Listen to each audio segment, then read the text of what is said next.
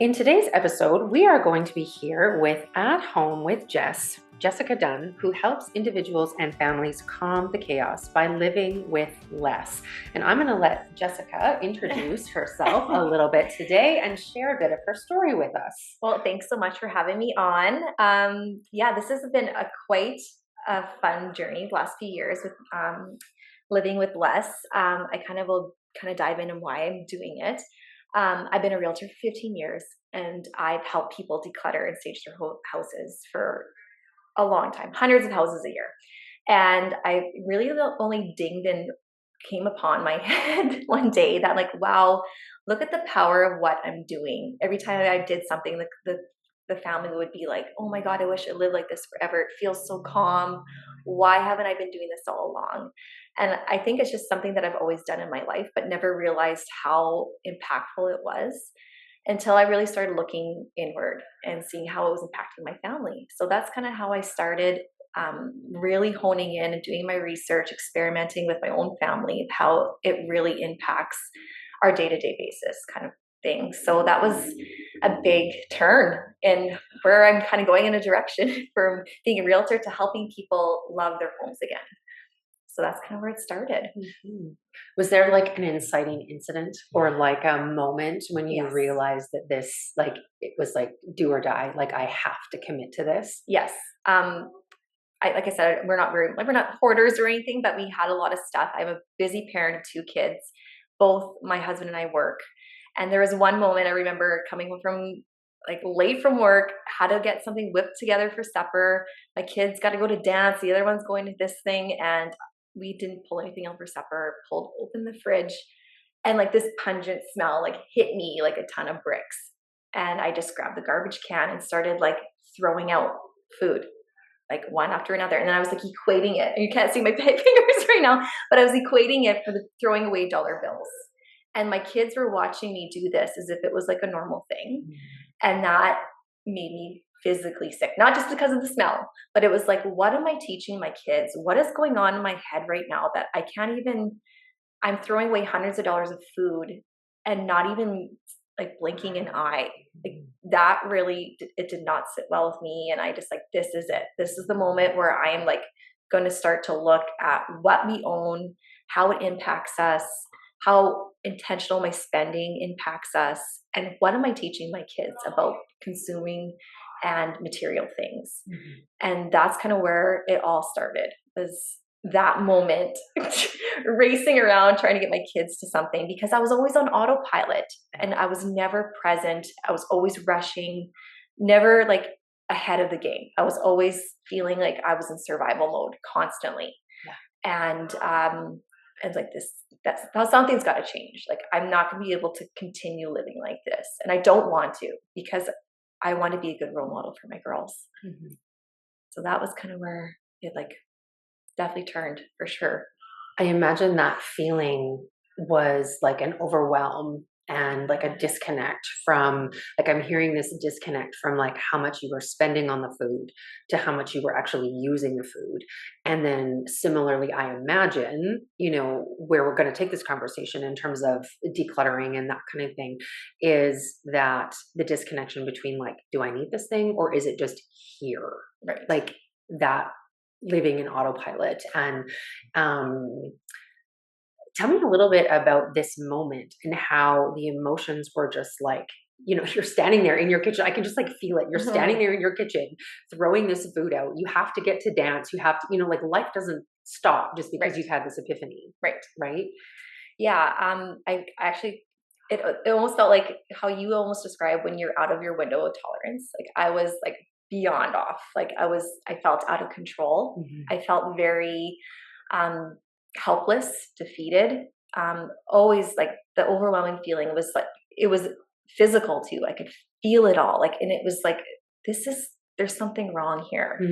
I need to make a change. And that was definitely, how do I do that now? Like, how do I convert this now? Like, how do I take this pain that I'm feeling and find a way to cope with it? Because you can do all your exercises, you could do art therapy, you can do all these things, but if you can't get to the root of why you're feeling the way you do, it's going to continue to come back up and come back up and come back up. And I just wanted to say, yes, these things all are really helpful. Don't get me wrong, meditation and journaling is amazing, but I felt like if I can control my physical environment, I wouldn't do as well. I can still, it still works, but once I can get my physical environment in a space where I could feel calm, then I can really find room in my head to handle the big stuff. Because I always felt like that stuff was always going to be there in the back of my mind.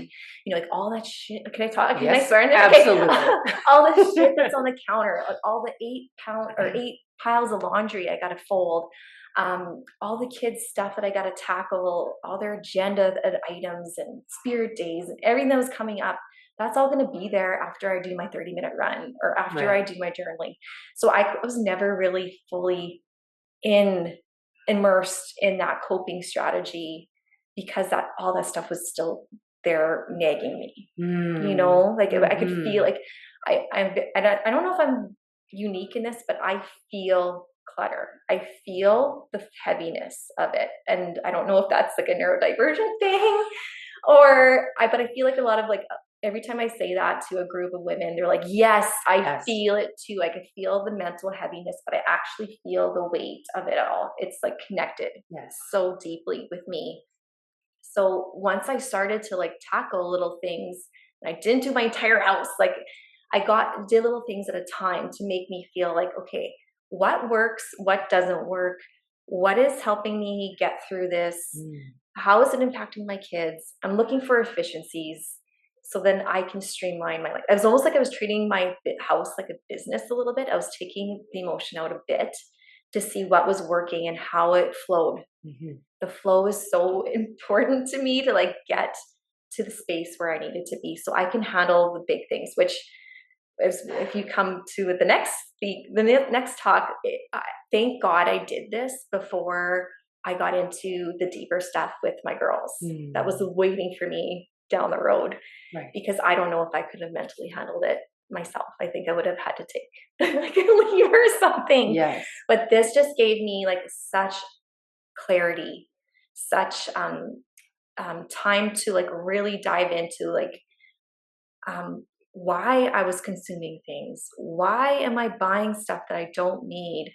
Why am I holding on to things that I don't need anymore? Like those were like really deep questions, and it gets kind of, and the answers are also deep.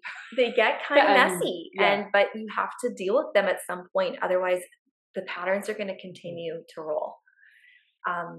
But yeah, so that's kind of how I was feeling when I started this, for sure. And so how did you get off of that autopilot that I just buy this thing? This is my rhythm. This is my routine. This is what we buy. This is what we do. This is what we engage in. How did you get out of that autopilot and move into starting to putting some of these things into practice, actually making the time to put them into practice? Because like you said, all of that other stuff was still going to go on.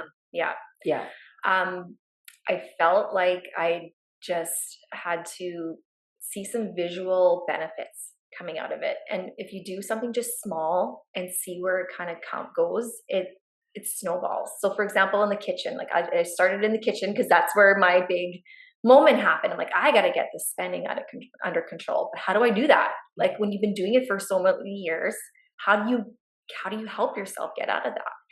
And again, I treated it like a business. So I first looked at my spending and I tracked it. And even if I didn't change much in my spending habits right off the hop, I took a look at it after I saw it. I need to see the visual impact. So when I noticed like, oh, I thought I was only spending $250 a week, it actually was like almost closer to 400 after eating out and figuring out my husband's grabbing things here and there and not communicating those things. So that alone was like a huge, powerful visual for me. And the other way is, what am I wasting? So again, tracking, like when everything I was throwing away, I was writing it down, and I saw and equating, putting a money dollar amount to it. So that the money thing was very motivating to me, but it wasn't the reason. I just needed to find out where I could I wanted to reduce my food waste. So that was like the biggest piece for me, is like I needed some visual tools to get me through that. And then the third step is like, what do I already have now? What can I use now to avoid the food waste? So instead of going shopping, let's try to use what we have in the house and be creative and different and have different types of mindsets. When with me, I always had like high expectations. I was going to make these grand meals, which how you do that with our time? Like you just can't every day. So I had to make meal planning very simple and use what we have on hand. So that was definitely helping me use up the food that we already had, making it easy and simple. So whoever is on supper duty that night knows exactly what they're making because it's on our fridge. Boom, boom, boom, done. So again, making things visual for me was huge. And this kitchen crasher courses kind of goes through how I did it. And I saved $5,200 that year. But that wasn't the biggest benefit out of it. It was like I got to see I was watching how my kids were eating, and I was watching to see how what their food relationships were like, and how we were talking around at the dinner table. It was helping me realize, okay, if I'm wasting all this money on food, there's so many other people in our community that are feeling food scarcity to the nth degree. It's so bad in our city right now. So we use that money to give back to the community. So like there were so many different benefits that came out of it. We started eating healthier. It was more fun in the kitchen. We could find things in the pantry again. So I got on this snowball of all the benefits that were happening in the kitchen. And I'm like, I need to go do this in all the other areas of my house. And it just was kind of like the same system, the same formula where I was seeing the visual benefits and making things either harder for me to do because I don't want to go through the drive-through 18 times. And if that's okay, sometimes you have to be honest with yourself. Like on Wednesdays, I got to go to Subway. Like that's just happening. And you just don't beat yourself up about it. And you roll that into your budget and it makes such a better feeling. And like my kitchen, I barely have anything in there anymore. There's not 18 spatulas. So it just makes every aspect of how we treated food has changed in our family. And then that in turn, our mental health was like significantly better. We were so much calmer. We knew what we're making. We knew we were going to get out of the house on time. And it just started to be more intentional. And it was amazing. I couldn't believe the benefits that were coming out of it. It was cool. Yeah. So tell me, you could feel the physical clutter like in your body, and you've heard other women say this to you. How did that change as you went through the process? Lighter. It was liberating. The year that I did this, like I said, I did it in little sections throughout the entire year. Every time I let something go, it just felt freeing and liberating. And the less stuff we have in our homes, the less time you have to manage it, the less time you have to clean it, the less time you have to tell your kid to put it away for the 1800th time, right? The less stuff we had in our house made us feel, that's the only way I can say it, is just lighter. It was I don't know if I've done anything that has hit my well-being in all facets of my life, spiritually, with giving back with the community, mental health, my physical health has gotten better because I had time to go exercise and not worry about the crap in my house. We were eating better. I was more efficient. My head, I was so much better at problem solving and the clarity and the creativity that I had room in my brain to do now instead of having to spend 8 hours cleaning. It's just liberating. It's the feeling I can't describe until I feel like if anybody's done a purge or cleaned out their closet, they know this feeling. But it's at a different level when you know you can donate it to somebody that really needs it. And it gets better and better each time you do it because you'll have less and less stuff to let go if you're being real about it and being intentional with your spending. I think the average person has over 300,000 items in their house. I feel like that's on the light side. Could be. Yep. I probably, especially since the pandemic. Yeah. So can you just think of that for a second? You are managing 300,000 things in your house, let alone schedules and other things, relationships. There's so many other things besides material stuff that is in your head that you have to deal with on a daily basis.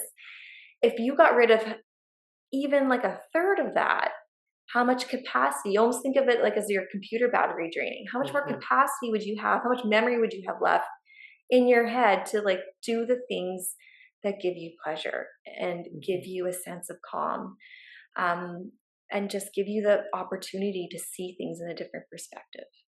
And that's where I feel like if once you start it, it'll start to like, you'll see the benefits so fast that you're going to want to take a look at all aspects of your life. Mm-hmm.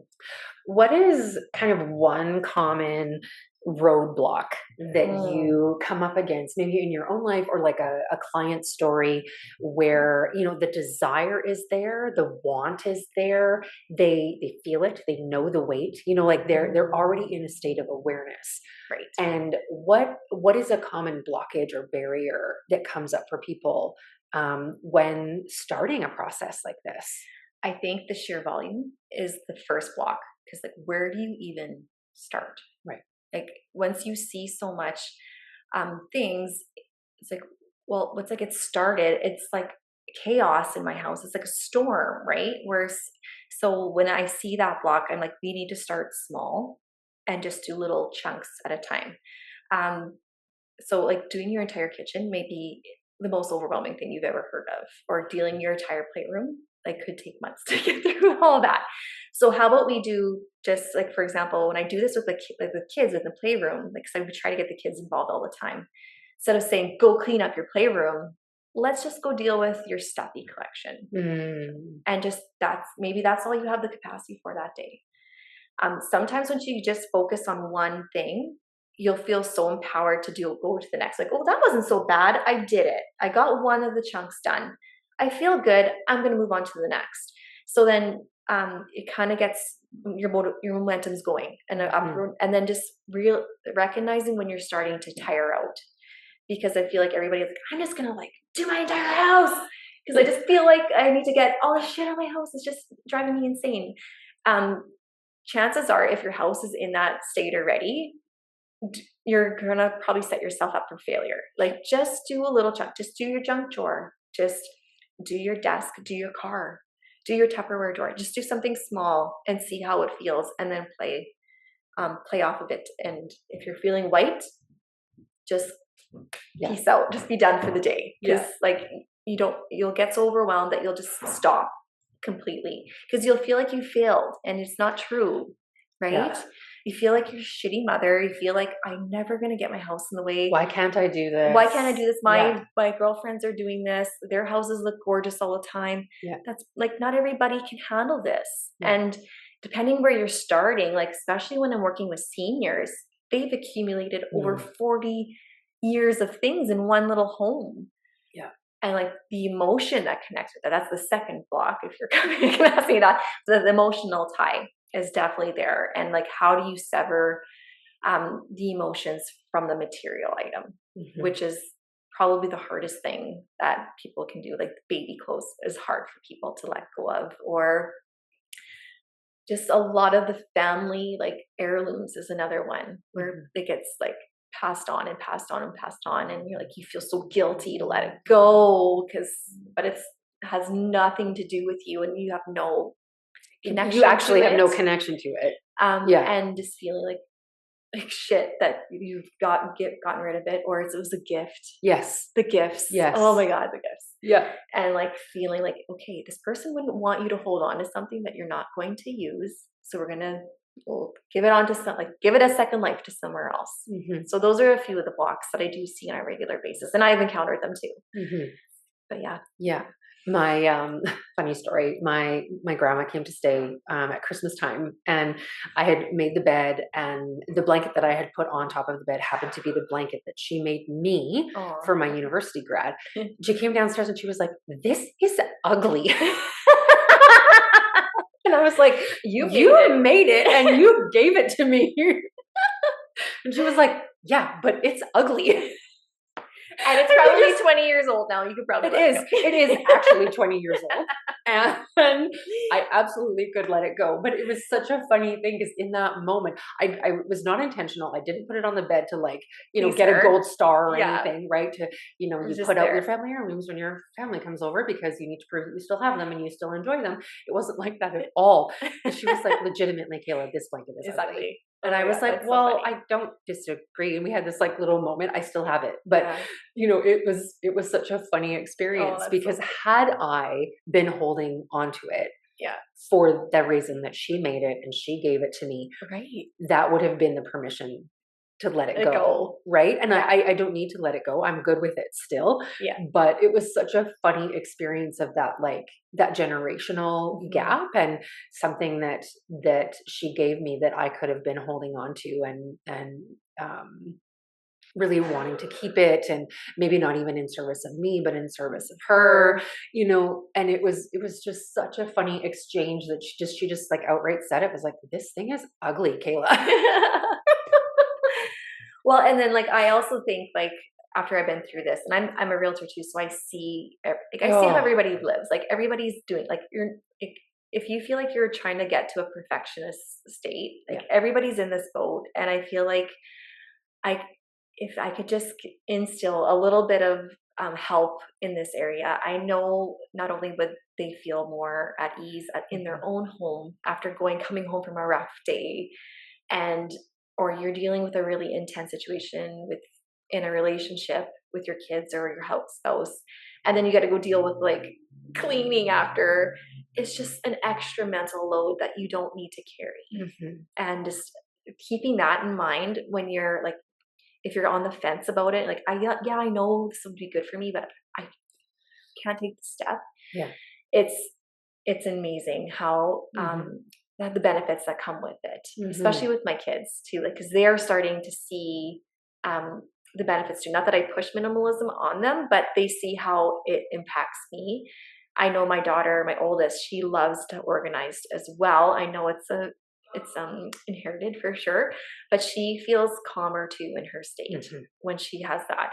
And my husband too, when he comes home from a rough day, the last thing he wants to do is like a whole load of dishes. Like it just moves those from, three like, piles from of 3 paper days, over to make his supper or to make breakfast or whatever. Right. It's like almost starting your day up for success or off the hop. So, but like to do that, sometimes you feel like it takes hours when it's only like a 5-minute tidy or something, you know, like it's just the less you have, the more time you have to like be in the present moment.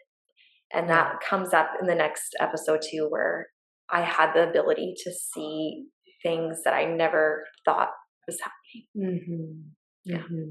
So if people wanted to start in one place, I know that you have your kitchen crasher course, which I participated in before. Was that before Christmas? Yeah. It was. You were my beta group. It was really enlightening to identify some of the places that were really easy to improve actually in our lives. And my husband loves leftovers, so the food thing is not normally an issue for us. The wasting food. Definitely the wasting food. The wasting of food or food going bad in the fridge is not one of our pain points, but definitely one of the pain points was having too many spatulas or having that corner, like the corner kitchen cabinet that never gets touched, but just houses all of these random things that you may use once or twice a year, right? And so the budgeting and the meal planning and some of that decluttering was definitely helpful for our family. And so I think taking the kitchen crusher course would be a really good first start for somebody who's listening right now, who's thinking some of those blockages or some of those pain points that you've already mentioned around, like, it might not take 5 hours. It might actually only take an hour once you get started, or some of the blockages or barriers, especially in the work that I do with people, is they're often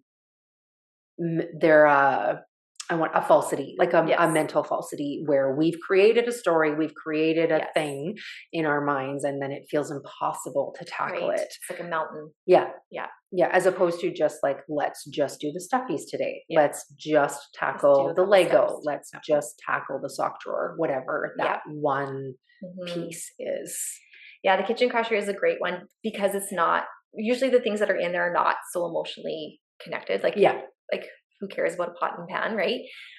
So I always find that that's a really good place to start because you're not so emotionally attached. I know some people are very connected with their clothes and it's their strong identity, or the playroom is intense because the kids are so attached to material things, or that storage room where you have all those heirlooms and memorabilia where you can sit for hours sifting through pictures. The kitchen is and end up crying and you're wearing like your old stick, old prom gowns and like wedding picture. Yeah, it just gets pretty intense sometimes. But I feel like the kitchen is a good place because you're not emotionally attached to the things, unless you're like an avid baker. Right. And you have like your favorite items. Yeah. Right. But even then you have favorite items and you have not favorite items. So I feel like you can be more logical and practical in the kitchen. Whereas the other things, like you could justify, like, well, I'll just hold into this because, but like kitchen, there's really like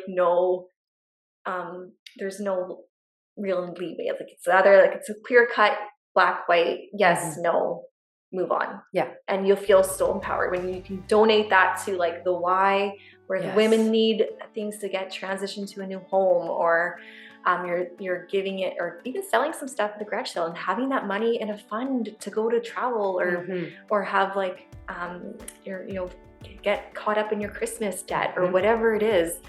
Like there's so much stuff in your house that can make you so much money too that you will be so surprised when you start to go through the process. Yeah, for sure. Thank you so much for talking about how minimalism can reduce really that parent overload and that feeling of heaviness that I know a lot of the default parent women listening can appreciate, like the literal weight that they carry around because of that. And for those of you listening, Jessica and I are going to do a 3-part series, and so this is part 1 of 3, and our next one is going to be around the intention of setting your environment up for success when you may have neurodivergent, highly sensitive, wild, intense children. We will see you there.